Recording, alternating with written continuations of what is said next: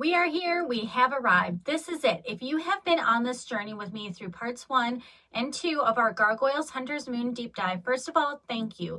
You are my people. Second of all, buckle up, buttercups, because what we are about to break down today is, and I will say this with my entire chest, one of the greatest finales in the history of animated television, period. This is the episode where everything collides. Every thread that Greg Weisman and his team have been weaving, not just across this three-parter, but across the entire series. It all comes to a head right here. Identities are shattered. Betrayals land like a punch to the gut. A centuries-old vendetta reaches its climax. And the love story that we have been aching over for 2 seasons finally gets its moment. Listen in with Lindsey. I'm Lindsey. Welcome back to Listen In with Lindsey, and today we are finishing what we started. This is Hunter's Moon Part 3, the finale that changed everything. Before we dive in, I need to say this very clearly. If you have not watched parts 1 and 2 of this series, please go watch them first. I'll link them in the description, and they should be right up there on your screen. We laid so much groundwork in those episodes. The history of the Hunters, Demona's 1,000-year war, Jason and Elisa's relationship, the emotional setup for everything that's about to happen. You need that context. This episode is the payoff, and you deserve the full experience. Okay, for those of you who are here and ready, let's do this, all right? Let me catch us all up real quick because I want the important beats fresh in your mind. In parts 1, we established the Hunters, Jason, Robin, and John. Their last name is, Canmore? A family that has been hunting Demona and Gargoyles for generations, going all the way back to medieval Scotland, and their ancestor, the original hunter. We talked about how this generational hatred has been passed down like a poisoned heirloom, and how it has consumed every generation of this family.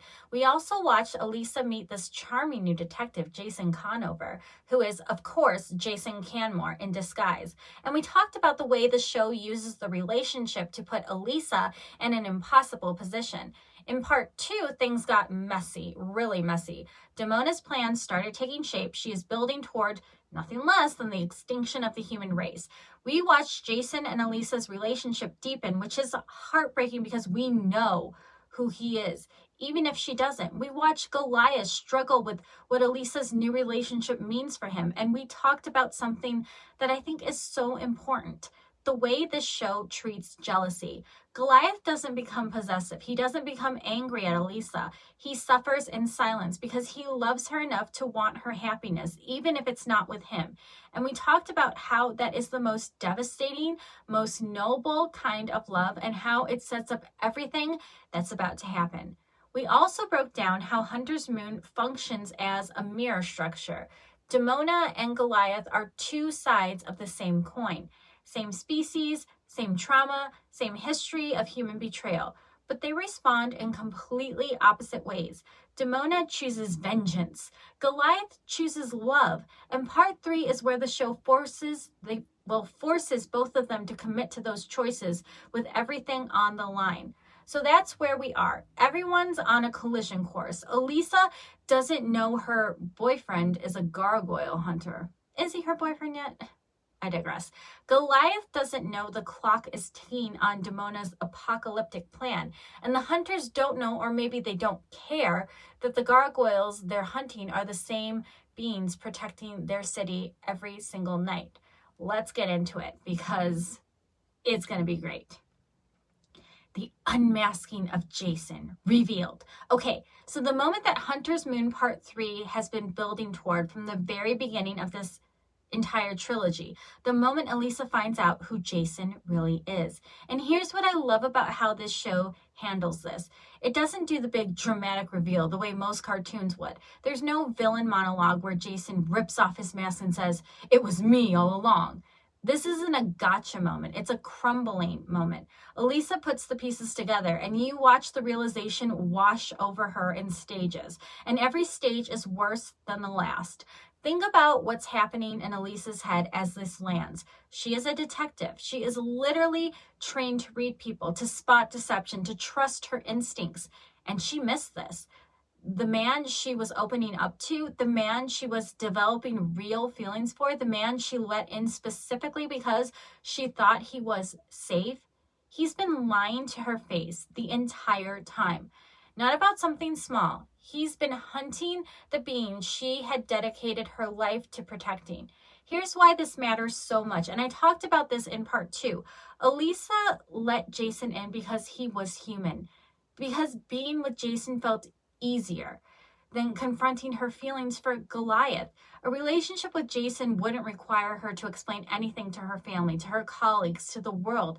It could just be normal. And now that normal option has been ripped away, and it was never real to begin with. The betrayal isn't just you lied to me. The betrayal is you made me believe I could have something simple, and it was a lie. And while I was falling for you, you were trying to destroy my family. Because that's what the Gargoyles are to Elisa. They're her family. Goliath is her family, and Jason was hunting them. It's kind of deep. I want you to sit with that for a second. Imagine finding out that the person you're falling for has been actively trying to harm the people you love most in the world. Not in the abstract, actively, with weapons, with centuries of trained hatred. That's not just heartbreak. That's a violation of trust so deep it reshapes how you see yourself. Elisa has to reckon with the fact that her judgment failed her. And for someone like Elisa, who is competent, who is capable, who defines herself by her ability to navigate impossible situations, that failure is almost worse than the betrayal itself. And can we just talk about the fact that this forces Elisa to confront something she's been avoiding the entire series? Because the Jason situation isn't just about Jason. It's about Elisa running from herself. She's been running from her feelings for Goliath since at least the mirror. Remember that episode where Puck turns Elisa into a gargoyle? And for a brief, beautiful moment, the barrier between her and Goliath disappears. And then the spell is broken and she's human again. And they're right back to that agonizing distance. Elisa has been using every excuse in the book to avoid dealing with the fact that she's in love with someone that the world would never understand. And Jason was the latest excuse, the most convincing one, a real, living, breathing reason to say, see, I can have something normal. I don't have to deal with the impossible things. And now that excuse has been blown apart, and she's standing there with nothing left between her and the truth. That is devastating writing. That is writing that understands how real people behave. We don't run from love because we don't feel it. We run from love because we feel it too much, and we're terrified of what it will cost us. But here's where the show gets even more complex, and this is what elevates Hunter's Moon above almost any other animated storyline, because Jason's reveal isn't simple either. It's really not. So, Jason's conflict, love versus legacy. Jason genuinely cares about Elisa. That is not an act. That is not part of the cover. And the show makes sure we know this. When Jason realizes that his mission and his feelings are on a collision course, you can see it tearing him apart. And here's the thing about Jason that makes him such a brilliantly written character. He's not evil. He's not a villain in the traditional sense. He's a man who was raised from birth to believe one thing, that gargoyles are monsters, that his family's crusade is righteous, that this vendetta is not just justified, but sacred. This is his identity. This is the lens through which he understands his entire family history, his purpose, his place in the world. Can love override that? Can falling for one person undo a lifetime of indoctrination? The show's answer is complicated, and I love that about it, because the honest answer is sometimes love cracks the door open, but it doesn't automatically tear down the whole wall. Jason is moved by Elisa. He is changed by knowing her, but he is still pulled by the gravitational force of his family's mission, by Robin and John, by the weight of every Canmore who came before him and said, this is who we are, this is what we do. There's a concept in psychology. It's called identity foreclosure. It's when someone adopts an identity without ever really examining it, usually because it was given to them by their family or their culture. And that is Jason Canmore to a T. He never chose to be a hunter. He was made into one. And by the time he's old enough to question it, it's so embedded in his sense of self that questioning the mission feels like questioning his own or entire existence. That's not an excuse. The show doesn't let him off the hook, but it is context. And Gargoyles has always been a show that believes context matters. People aren't born heroes or villains. They're shaped by their circumstances. And the measure of who they are is what they do when those circumstances are challenged. And this is where Jason diverges from his siblings, because when the moment comes, when he has to choose between the vendetta and doing the right thing, Jason starts to crack. He starts to waver. He starts to see what Elisa sees. And that internal shift, that cracking, is what leads to one of the most tragic moments in the entire finale. Here's why this matters so much from a storytelling perspective. And I think this is something Greg Weisman deserves massive, massive credit for. It would have been so easy to make Jason a straightforward bad guy. Handsome face, hiding a black heart, simple, clean, satisfying in a cartoon villain kind of way. But Gargoyles has never been interested in simple. By making Jason genuinely conflicted, by making his feelings for Elisa real, the show is saying something profound about the nature of prejudice. It's saying that good people can hold terrible beliefs, that someone who is capable of love is also capable of hate, that being kind to the people you know doesn't absolve you of the harm you do to the people you've been taught to fear. That is a level of moral complexity that most adult dramas don't attempt. And this is an afternoon children's show in the 90s, may I remind you. I will never get over that. I will never stop being amazed by what this creative team got away with on network television aimed at kids and how it was allowed to be aired in the first place. Because let me tell you, a lot of people try and it's so hard to get there. Anyways, but we will get there. Let's tap into Goliath's nobility, the measure of a hero. Now let's talk about Goliath, because when Jason is revealed as a hunter, there's this moment where you might expect Goliath to react with anger or even satisfaction, vindication, and I knew it moment. The man who was getting close to Elisa was a fraud, and Goliath was right to be weary. But that is not what happens, and that is not who Goliath is. This is what makes Goliath one of the greatest characters in animation history, and I will fight anyone on this. Goliath does not respond to Jason's betrayal with pettiness. He doesn't rub it in. He doesn't turn to Elisa and say, I told you so, even though he has every right to feel vindicated. He doesn't take that road. Instead, what we see from Goliath is concern for Elisa's safety, concern for his clan, and remarkably, even a kind of understanding toward Jason. Not forgiveness, not acceptance of what he's done, but an understanding that hatred is a poison, and that the hunters are as much victims of Demona's cycle of violence as anyone else. Here's why this matters, and here's why I get emotional talking about it. We live in a world that tells us strength means domination, that power means crushing your enemies, that if someone wrongs you, the strong response is to wrong them harder. And here is Goliath, a literal 10-foot-tall warrior with wings and claws, choosing restraint, choosing empathy, choosing to see the humanity in his enemy, even when that enemy has shown him none. Keith David's performance in these scenes is, I don't even have the words. I mean, I've talked about this enough. There's a gravity to his voice that makes every line feel like it carries the weight of 1,000 years. When Goliath speaks, you don't just hear a character. You hear wisdom. You hear someone who has lived through betrayal after betrayal and somehow come out on the other side with his capacity for compassion intact. And that compassion isn't weakness. The show makes that crystal clear. Goliath is terrifying in battle. When the when the final confrontation comes, he is a force of nature, but his strength and his kindness coexist. They're not contradictions, they're complements. He is strong because he is kind. He fights because he loves. And the things he's fighting for, his clan, his home, Elisa, are worth fighting for precisely because he refuses to let hatred define him. The contrast with Demona could not be sharper, and that brings us to the thematic heart of this entire series.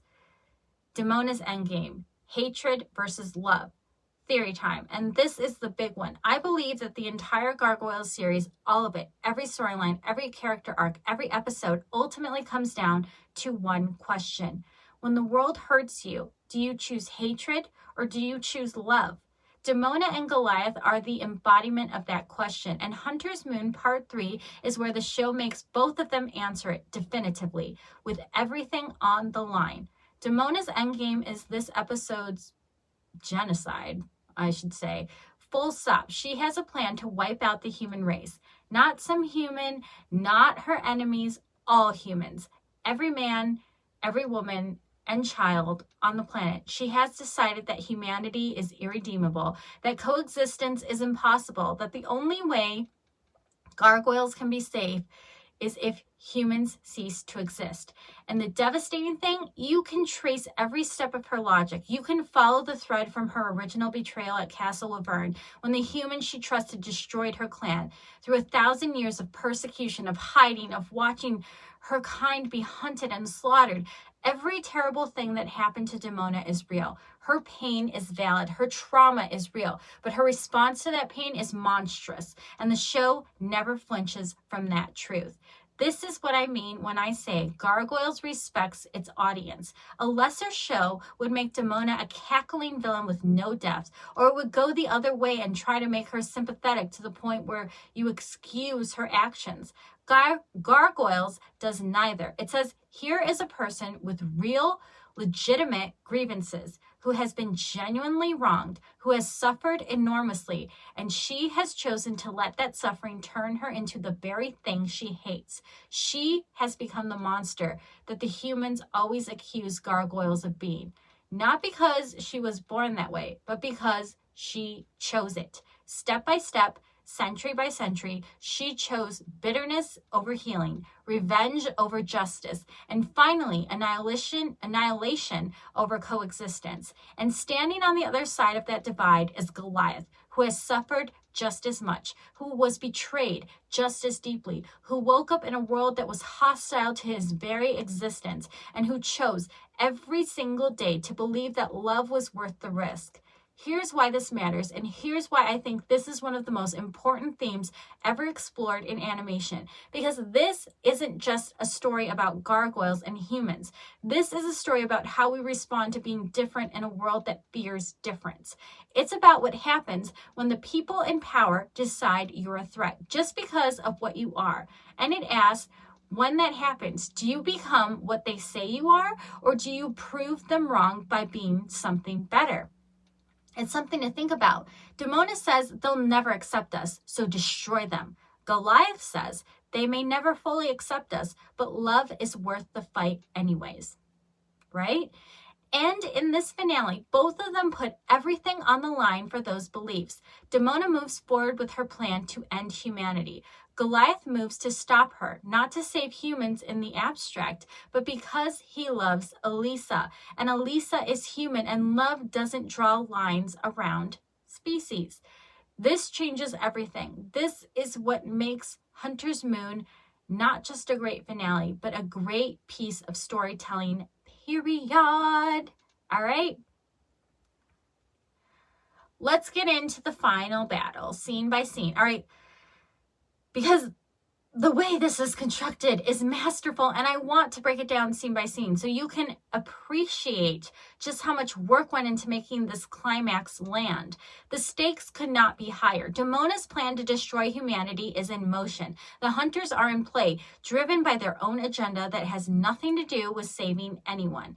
They just want to end gargoyles, all right? And caught in the middle are Goliath, Elisa, and the clan, who have to stop both threats simultaneously.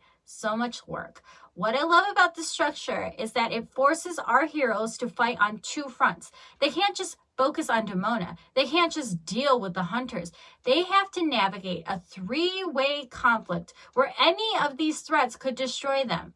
The animation in these sequences is some of the best the series ever produced. The action is visceral. The staging is cinematic. You can feel the weight of every hit, every dive, every desperate maneuver. This isn't Saturday morning cartoon action. This is choreographed, emotionally driven combat where every punch means something. All right? And woven through the action are these character moments that just gut you. Lexington, Broadway, Brooklyn, Hudson, the entire clan fighting together, fighting for their survival, fighting because this is their home and these are their people and they will not go quietly. Angela confronting her mother, Demona, the woman who gave birth to her, and having to reconcile the fact that her mother is trying to commit the end of the human race. Think about that for a moment. Think about how devastating that is for Angela. She spent so much time wanting to know her mother, wanting that connection, and now she has to stand against her. The hunters are descending on the clock tower, on the Gargoyles' home, and there's this moment where you realize that everything the Gargoyles have built, this fragile sense of belonging they've carved out for themselves in modern Manhattan, is being torn apart from every direction. The hunters want them gone because of what they are. Demona wants to use them as justification for annihilating an entire species. And the humans they've been protecting don't even know they exist. And then the confrontation between Goliath and Demona. This is the scene, this is the moment that the entire series has been building toward. Two gargoyles, same origins, same pain, opposite conclusions. And they're fighting not just physically, but philosophically. Every blow is an argument. Every exchange is a debate about whether love or hate is the right response to a world that has never made room for them. Goliath doesn't fight Demona because he hates her. That's the thing. He fights her because she's wrong, because her plan would destroy innocent people, because Elisa is one of those people, because if Demona succeeds, it proves that the humans who feared gargoyles were right to fear them. And Goliath refuses to let that be the story.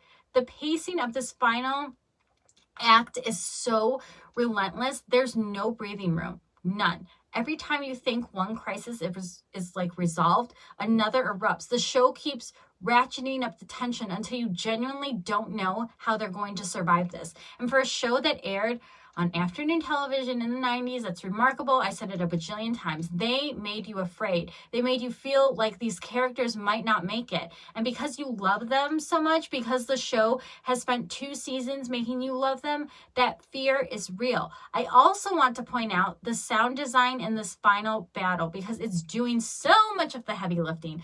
The score is absolutely sweeping. Full orchestral cinematic, the kind of music you'd expect in a feature film, not a TV cartoon, and it knows when to pull back. There are moments in the middle of the chaos where the music drops out entirely and you just hear breathing or a single footstep or the wind, and those quiet moments in the middle of the noise are where the emotion lives. That's a technique you see in the best action films. Spielberg does it, Nolan does it, and the Gargoyles team was doing it in 1996 on a TV animation budget. Remarkable. And the way the action sequences are intercut, the show cross-cuts between the different conflicts happening simultaneously, building each one to a crescendo and then smashing them together. It's genuinely thrilling. It's edge of your seat television. And the fact that you're on the edge of your seat over animated characters in a show aimed at children, that tells you everything about how well this series has done its job of making you care. And then in the middle of all this chaos, the show does the bravest thing it's ever done. Let's get into it. The moment Goliath and Elisa choose each other. I have been waiting to talk about this since I started this 3-part series. I have been building to this moment across 3 episodes because it deserves that kind of buildup, because what happens between Goliath and Elisa in this finale is, in my opinion, one of the most romantic, most earned, most beautiful moments in the entire history of animation. And I'm not being hyperbolic. I mean every single word of that. For 2 seasons, 2 entire seasons, Goliath and Elisa have been dancing around their feelings for each other. It's been in the loaded glances, in the way Goliath says her name. Have you noticed how Keith David says Elisa? There's a tenderness there that goes beyond friendship, beyond partnerships. It's in the way she touches his arm when she's worried about him. It's in the way he watches her leave at dawn, knowing he'll be stoned and she'll be out in the world without him. It's in 100 quiet moments across 65 episodes that were never about a big confession or a dramatic declaration. They're about 2 people who know and who can't act on what they know because the world isn't ready. And the show never took the easy way out. They didn't have Goliath magically transform into a human so the relationship could be acceptable. They didn't downplay the reality of what an interspecies relationship means in the world. They sat with the discomfort. They sat with the impossibility, and they let it ache. Here's what the Jason storyline does to this. Jason represents the path of least resistance for Elisa. A human man, a good-looking, charming, seemingly honorable human man who she could bring home to her family without having to explain anything. And the show lets her try that. It lets her lean into that easier option, not because she doesn't love Goliath, but because loving Goliath is so hard, because there's no roadmap for it, because she doesn't know if the world will ever let them be together. And then Jason is revealed as a hunter, and that easy path crumbles, and Elisa is left standing in the rubble of a lie, looking at the truth she's been running from. She loves Goliath. She has always loved Goliath, and no amount of running from it, no human substitute, no logical alternative is going to change that. And Goliath, who has been in agony watching Elisa with someone else. Goliath, who never once asked her to choose him. Goliath, who loved her enough to let her go. He's still there. He's still fighting for her. He's still fighting for the world she belongs to, even though that world has never fully accepted him. The moment when they finally acknowledge what's between them, I need you to understand how revolutionary this was. This is a children's animated television show on ABC, and it is portraying a love story between a human woman and a gargoyle, a creature with wings and fangs and claws, and it's treating that love story with more respect, more depth, more emotional honesty than most live-action romances films manage to do. They're not playing it for comedy. They're not undercutting it with irony. They are saying this love is real, and it is beautiful, and it matters. Goliath and Elisa choose each other, not because it's easy, not because the world approves, not because there's any guarantee it will work. They choose each other because that's what love is. Love is looking at all the reasons it shouldn't work and saying, I don't care, you're worth it, we are worth it. And listen, in the original series run, they never even got a proper on-screen kiss. Oh, there are some debatable moments. Anyways, let's talk about that for a second, because it's both frustrating and in a weird way, it makes the love story even more powerful. The network wouldn't allow it. The idea of a human woman kissing a gargoyle was apparently too much for Disney's broadcast standards in the mid-90s. And so the show had to convey this epic world-defining love through everything except a kiss.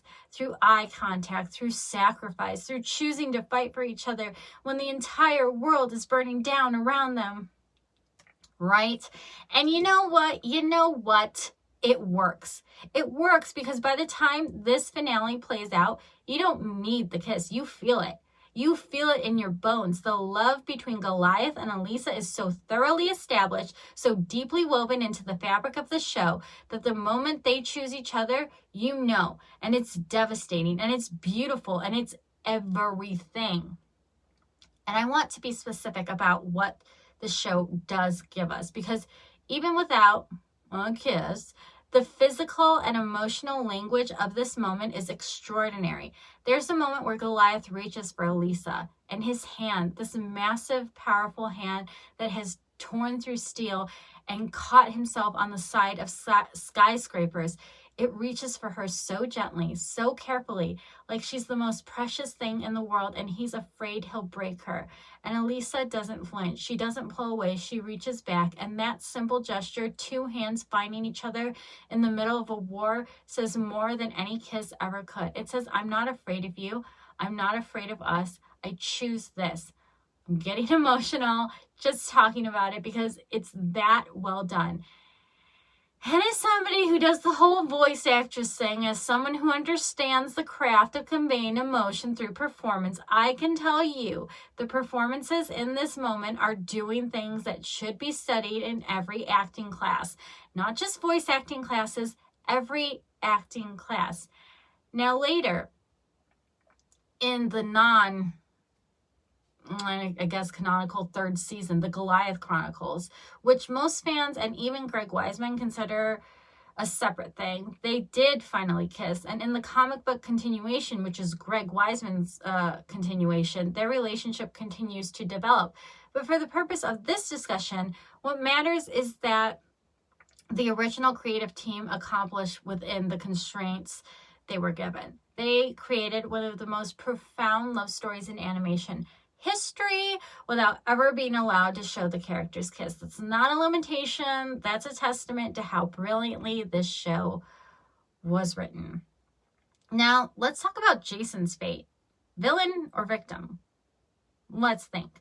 We need to talk about what happens to Jason because his fate in this finale is one of the most tragic elements of the entire story, and it raises questions that the show very deliberately leaves open. Jason is injured in the final confrontation. Seriously injured. He is paralyzed. And this moment, this terrible, irreversible moment, is the direct consequence of the path his family chose. The vendetta, the hatred, the centuries of violence that were supposed to be righteous and turned out to be nothing but destructive. And here's the question the show wants you to sit with. Is Jason a villain or is he a victim? My answer, he's both. And I think the show wants you to wrestle with that discomfort rather than settling on one. Jason is a victim of generational trauma. He didn't choose to be a hunter. He was born into it. From the time he could understand language, he was taught that gargoyles were monsters, that his family's mission was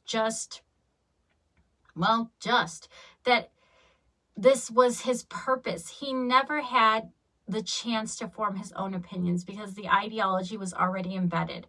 In that sense, he is as much a casualty of the original hunter's hatred as anyone the hunters have ever harmed, But Jason is also an adult who made choices. He chose to come to Manhattan. He chose to deceive Elisa. He chose to hunt the gargoyles, even as evidence mounted that they were protectors, not threats. He had opportunities to question, to reconsider, to choose a different path, and for most of the story, he did not take them. You saw conflict in his eyes, but he didn't take them. The paralysis is the show's way of literalizing the consequences of hatred. Jason's body is broken by the same violence he perpetuated. And there's a devastating poetry to that. The hunter rendered unable to hunt. The man whose entire identity was built on physical pursuit and combat now confined to stillness. But there's also grace in Jason's story because in the end, he does start to change. He does begin to see what Elisa sees. He does begin to question the vendetta.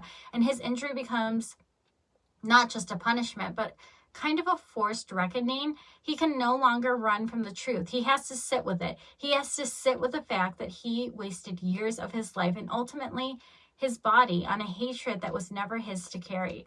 Compare Jason to his brother, John. Because John goes the other direction. John doubles down on the hatred. John becomes more radicalized, not less. And that contrast is the show saying the same circumstances can produce different outcomes. Jason and John had the same upbringing, the same indoctrination, the same family legacy.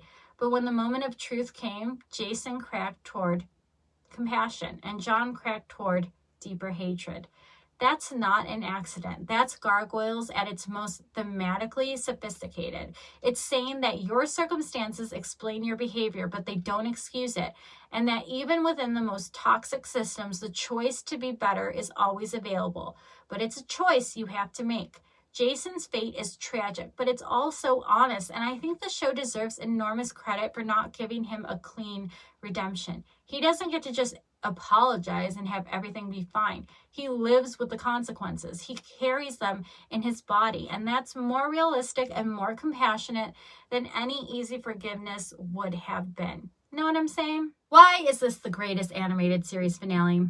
Great animated series. Okay, let's zoom out because I want to talk about what Hunter's Moon means as a series finale and why I believe it's one of the greatest endings in animation history. Here's the thing. Greg Weisman didn't necessarily know this would be the final episode when they were making it.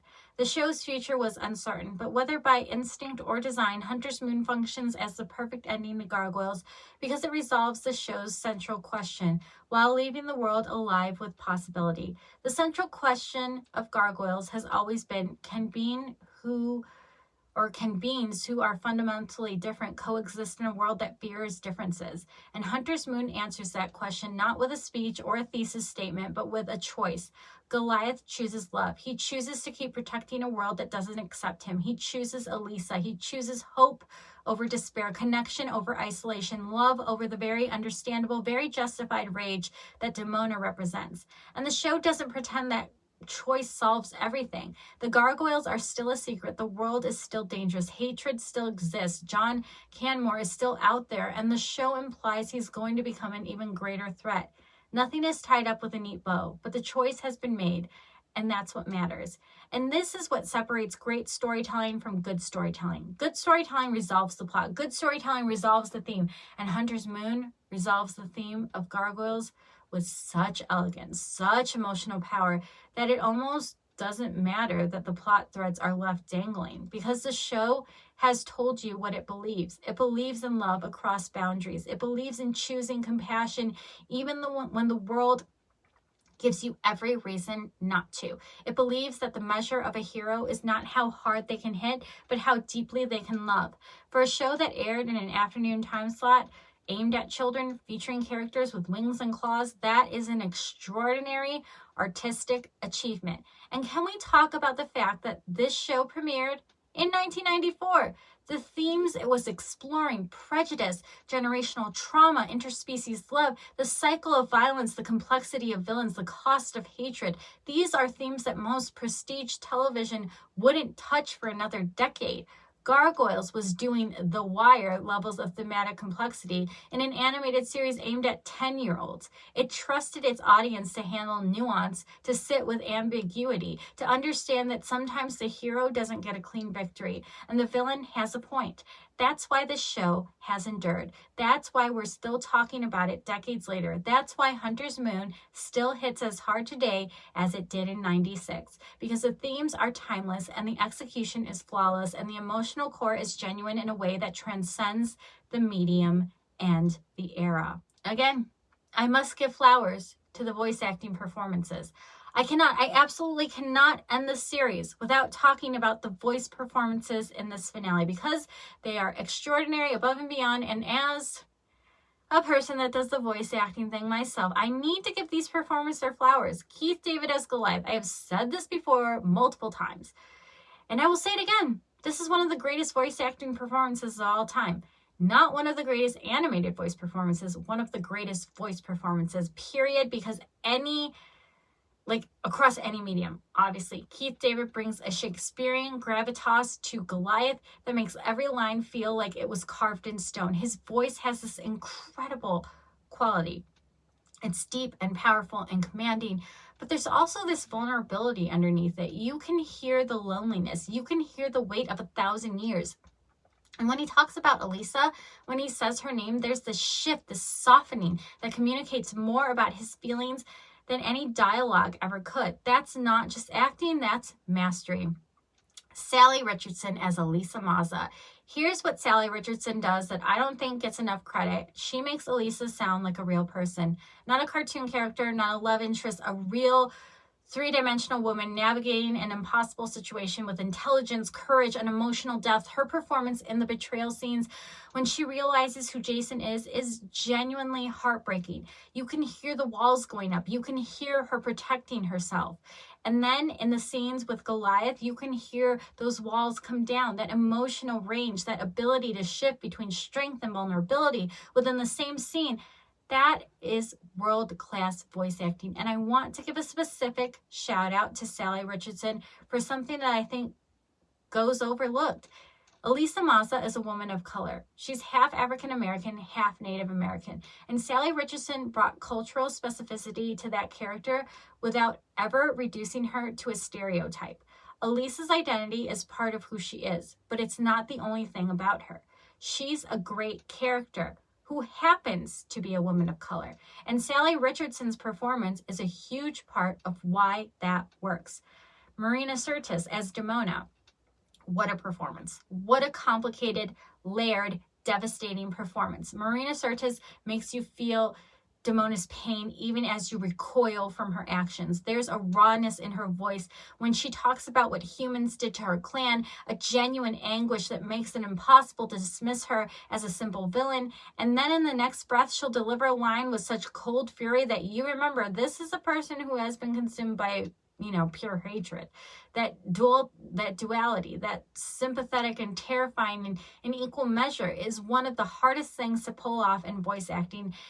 And Marina does it effortlessly across this entire three-parter. Scott Cleverton as Jason. I want to talk about this performance because I think it's underrated, I guess. Scott had to play a character who is simultaneously a love interest, a villain, and a tragic figure, sometimes in the same scene. That is an incredibly difficult balance. He had to be charming enough that you believe Elisa would fall for him, threatening enough that you fear for the Gargoyles, and vulnerable enough that you feel for him when everything falls apart. And he nails it. The scene where Jason is confronted with the consequences of the family's vendetta, you can hear the ground crumbling beneath him. That's not just line reading, that's inhabiting a character. Okay? I study these performances. I learn from them. And I want every aspiring voice actor listening to this to go watch Hunter's Moon and pay attention to what these performers do with their voices. Listen to the breath control. Listen to the micro pauses. Listen to how they use silence. Listen to how Keith David can communicate more with a low growl than most actors can communicate with a full monologue. This is the craft. This is what voice acting at the highest level sounds like. Okay, I'm doing it. I'm going to make the case. And I want you to hear me out before you come at me in the comments. Goliath and Elisa Mazza are the greatest animated couple of all time. Greater than any Disney princess and her prince, greater than any anime pairing, greater than any Pixar romance, and here's why.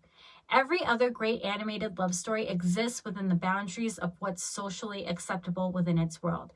Aladdin and Jasmine have a class barrier, but they're both human. Simba and Nala are both lions. Even Beauty and the Beast, which is the closest comparison, has the beast transform into a human at the end. The love story is validated by conformity.